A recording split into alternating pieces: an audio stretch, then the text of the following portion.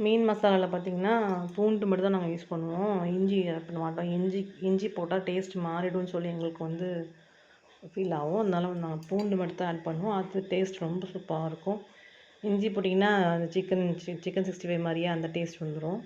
அதனால் நாங்கள் பூண்டு மட்டும் தான் ஆட் பண்ணுவோம். பூண்டு மிளகு தான் மெயின் இன்க்ரீடியன்ட் வந்து நாங்கள் யூஸ் பண்ணுறது மீனுக்கு.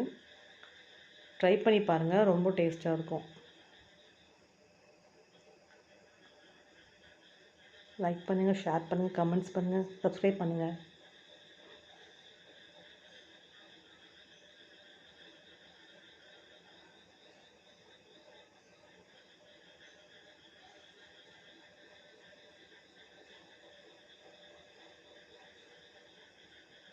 ஆயில் நிறைய ஆட் பண்ணல. ட்ரை பண்ணி பாருங்கள். தேங்க்யூ.